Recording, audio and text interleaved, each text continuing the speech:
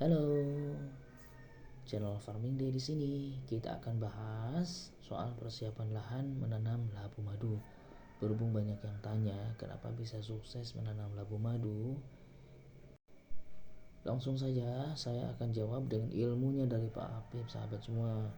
Nah, ini lahan Pak Apip yang sudah berulang kali berbudidaya labu madu dan selalu sukses. Ternyata yang dilakukannya adalah mengoptimalkan saat persiapan lahan. Sekedar informasi, ini lahan berbatu ya. Jadi ini lahannya berbatu dan kering sekali, sahabat semua. Kenapa bisa subur? Karena di pengolahan lahan pada intinya sangat maksimal.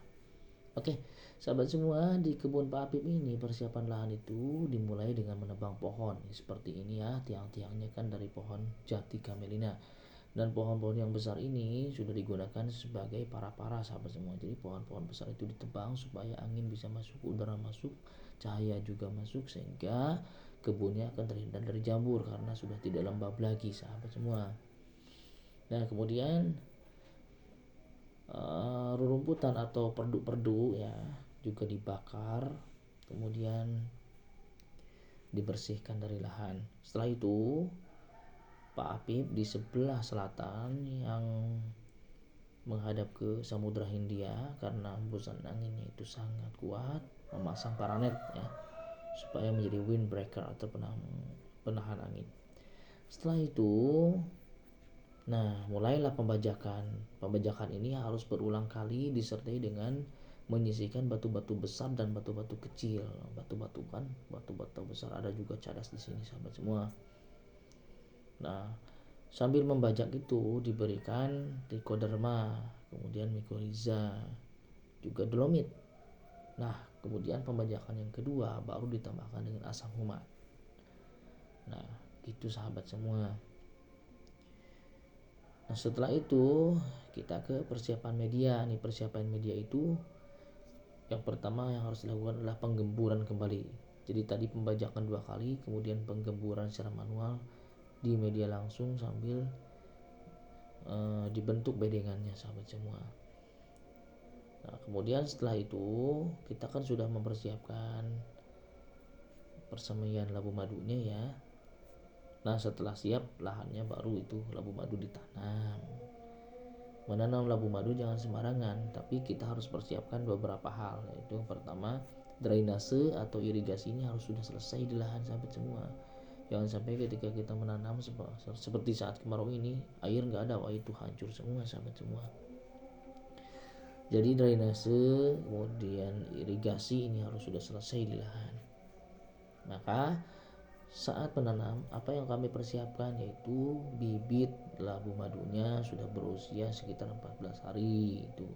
Kemudian yang kedua, kita siapkan mycorrhiza. Untuk apa? Untuk lebih mempercepat pertumbuhan akar dan menyiapkan mikroorganisme di sekitar akar yang baik-baik. Termasuk kita tambahkan mycorrhiza, asam amino dan asam humat, sahabat semua. Nah, ini yang penting ya. Ini kadang-kadang jarang loh.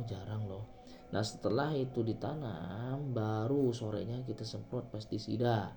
Kenapa? Karena malam hari itu jangkrik-jangkrik, semut-semut, kemudian belalang itu biasanya akan memakan labu madu yang baru ditanam. Termasuk juga siput, sahabat semua. Nah, siput ini berbahaya. Makanya patroli di malam hari itu penting dilakukan setelah bibit ditanam. Apalagi siput ya sangat suka itu. Nah, kemudian pemberian pupuk. Tadi kan pestisida sudah di malam pertama tadi ya. Pemberian pupuk itu dilakukan di hari kelima. Pupuk apa yang ditambahkan? Pupuknya adalah fosfat ya. Kemudian di hari keenam magnesium, sahabat semua. Kenapa? Karena magnesium ini untuk mempercepat dan memaksimalkan fotosintesis. Nah, jadi hari ke-6 kita tambahkan fosfat supaya akar cepat tumbuh. Hari kelima fosfat, hari ke-6 tambahkan magnesium, sahabat semua. Nah, kemudian hari ke-10 barulah kita tambahkan kalium cair, sahabat semua. Kenapa? Agar batangnya tidak etiolasi ya. Kami belum menambahkan nitrogen loh. Kenapa? Alasannya karena nitrogen ini sudah ada di dalam tanah ya. Apalagi ini kan bekas lahan yang dulu pasti ada kandungan nitrogennya. Maka kami lebih memilih fosfat, kemudian kalium, kemudian nitrogen. Nitrogennya kecil aja, nggak usah banyak-banyak. Kenapa kamu? Karena yang kita butuhkan itu adalah buahnya nanti. Kevigoran tanaman itu cukup dengan nitrogen yang sisa itu yang dulu itu kami pandang sudah cukup. Pemberian yang lain-lain akan dilakukan setiap 1 minggu sekali sahabat semua. NPK 16 16 19 per 1 minggu sekali. Kemudian juga boron, ini penting sekali ya. Boron dan lainnya ini sangat sangat menunjang pertumbuhan dan juga nanti kualitas buahnya sahabat semua. Nah, untuk suplemen ya, suplemen atau nutrisi tambahan juga bisa ya kita tambahkan. Di antaranya asam amino. Kalau asam humat ini penting. Asam humat ini penting karena asam humat ini lebih kuat daripada sekedar pupuk kompos yang kita tidak tahu presisi, tidak tahu secara persis kandungannya seperti apa. Maka lebih baik asam humat yang kita tambahkan. Nah, untuk perawatannya adalah seperti biasa, pemberian pestisida, fungisida, kemudian pengikatan batang-batang yang sudah menjuntai, kemudian dinaikkan ke atas melalui para-para. Setelah nanti muncul bunga-bunganya jangan lupa dipolinasi ya.